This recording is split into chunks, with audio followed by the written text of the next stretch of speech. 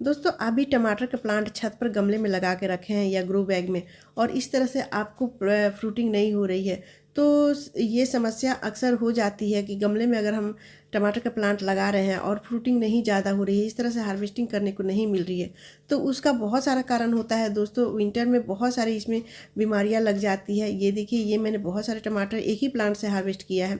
तो इस तरह से अगर एक ही प्लांट में ढेरों फ्रूटिंग चाहिए तो उसके लिए हमें इसमें खाद भी डालनी होती है और इसकी केयर भी करनी पड़ती है। और ये दोस्तों इसमें बहुत सारी बीमारियां लग जाती है, जैसे इसकी पत्तियां होती है वो धीरे धीरे से सूखने लगती है और फूल जो होते हैं वो झड़ने लगते हैं। अगर फूल झड़ जाते हैं तो ये टमाटर नहीं बन पाते हैं। और कुछ ऐसे पत्तियां होती है जो धीरे धीरे से सूखने लगती है और मरूरिया बीमारी हो जाती है। तो ये सारी जो समस्याएं होती है दोस्तों, अक्सर जब धूप नहीं निकलता है, बहुत ज़्यादा ठंड रहती है, कुहासा कोहरा रहता है, उस समय ये सारी बीमारियां इसमें लग जाती है।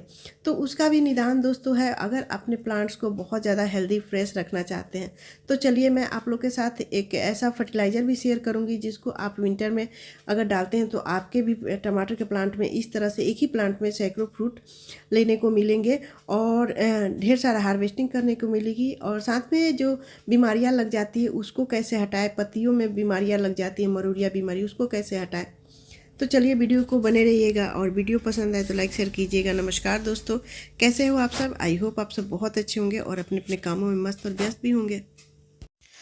दोस्तों जब बहुत ज़्यादा ठंड होती है, शीतलहर और ठंड का प्रकोप ज़्यादा होता है, ओस पाला गिरने लगता है, तो उस समय ये जो सारे प्लांट हैं, फूल तो बहुत अच्छे से इसकी फ्लावरिंग तो होती है, लेकिन दोस्तों ये धीरे धीरे से फ्लावरिंग जब इस पर ठंड का असर होता है तो सारे ये फूल धीरे धीरे से सूखने लगते हैं और गिर जाते हैं, जो कि फल में कन्वर्ट नहीं हो जाते हैं।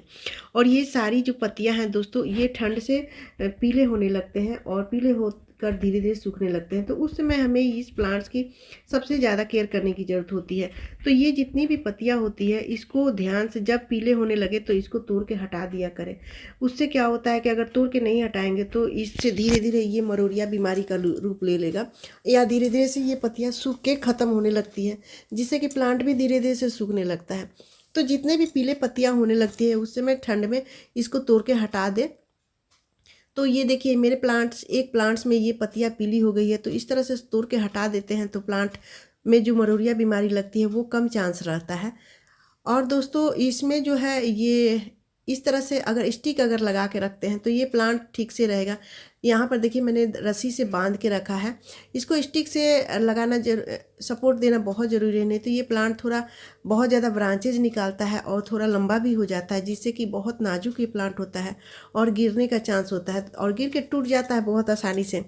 तो इसलिए इस तरह से आप एक स्टिक दे दीजिए, डंडे को सहारा से दे के इसको बांध दीजिए, तो ये जब फल लेगा तो ये भारी हो जाता है, जिससे कि ये प्लांट्स गिरेगा नहीं और ये अच्छे से फ्रूटिंग भी करेगा। दोस्तों ये मेरा प्लांट जो है टमाटर का 12 बाई 12 के गमले में मैंने लगाया है।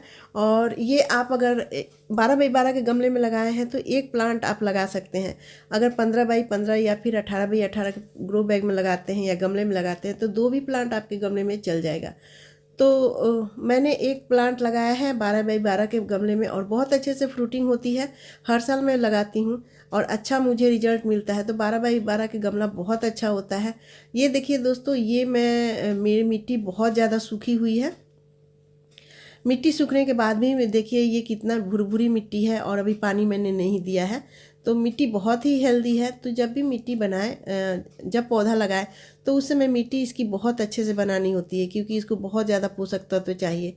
और इस तरह से घास पतवार जो भी प्लांट्स में निकलते रहते उसको याद करके हटा दें, नहीं तो जितने भी हम खाद पानी देते हैं वो इससे ज़्यादा एनर्जी ले लेते हैं, और जब एनर्जी लेते हैं तो वो बढ़ते हैं और जो हम खाद पानी देते हैं प्लांट्स को लगता ही नहीं है। अगला काम जो करना है दोस्तों, इसमें बहुत ज़रूरी जो होता है इसकी गुड़ाई करने से खरपतवार तो निकलता ही है, साथ में हमारा जो प्लांट है वो हेल्दी होता है, इसको ऑक्सीजन मिलता है और मिट्टी भी हेल्दी रहती है, और इस तरह से छोटे छोटे जो रूट होते हैं वो ख़त्म हो जाते हैं। तो गुड़ाई आप 15 दिन में एक बार ज़रूर करें। बहुत अच्छे से आपका टमाटर का प्लांट में फ्रूटिंग होगा। छोटे प्लांट्स में भी ढेर सारे प्लांट्स में फ्रूटिंग आप ले सकते हैं। तो गुड़ाई बहुत ज़रूरी है, गुड़ाई करना 15 दिन में बहुत ज़रूरी रहता है। सर्दियों में कौन सा फर्टिलाइज़र दें ताकि प्लांट भी हेल्दी रहे, फ्रूटिंग भी ज़्यादा ले?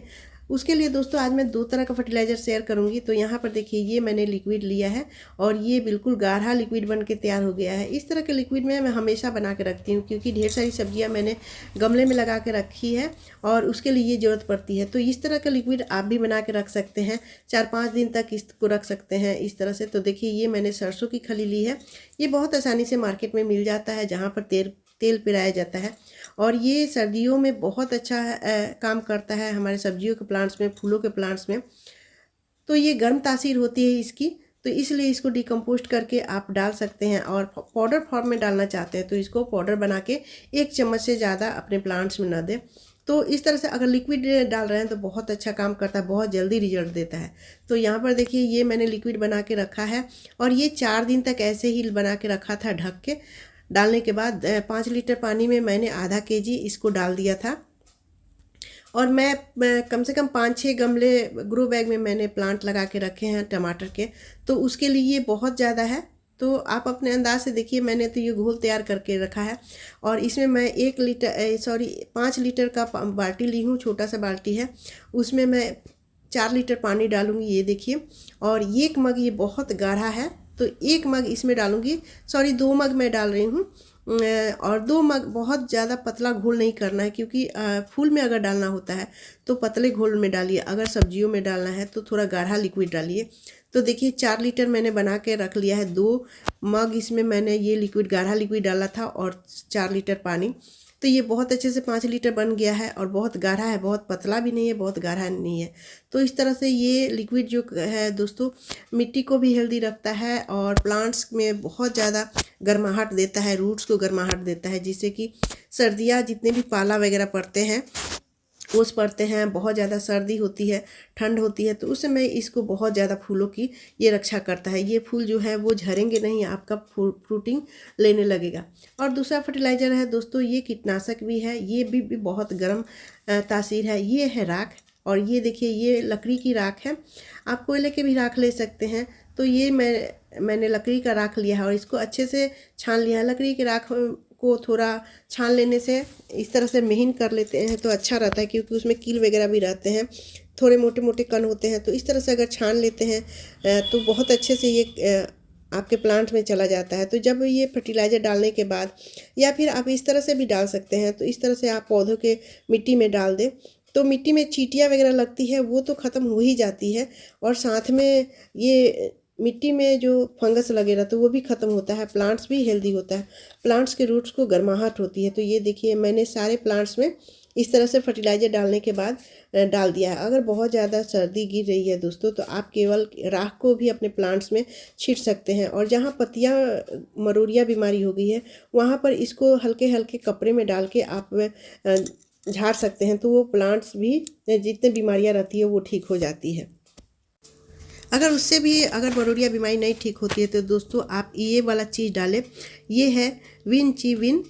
ये बहुत ही कारगर पेस्टिसाइड है, और पेस्टिसाइड के साथ साथ ये फ्रूटिंग और फ्लावरिंग भी कराता है।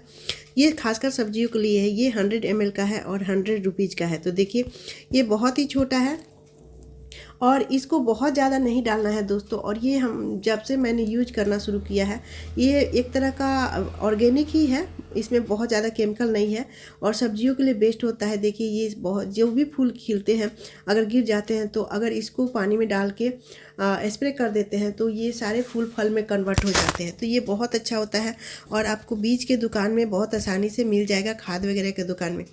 तो यहाँ पर देखिए मैंने 1 लीटर पानी लिया है और 1 लीटर में ये 4 बूंद ही डालना है, बहुत ज़्यादा नहीं डालना है। ये बहुत स्ट्रांग होता है और ये बिल्कुल ऑर्गेनिक है दोस्तों, क्योंकि केमिकल वाला चीज़ तो मैं डालती ही नहीं है। तो जो भी मैं डालती हूँ ऑर्गेनिक, या तो होममेड बना के डालती हूँ, या फिर इस तरह से आपको ये ऑर्गेनिक मार्केट में मिल जाएगा खाद के दुकान पे। तो 4 बूंद डाला है मैंने, और इस तरह से आप इसको स्प्रे बोतल में डाल के सारे पौधों में, जितने भी सब्जियों के प्लांट्स हैं, ये सब्जियों के लिए बहुत अच्छा स्प्रे है।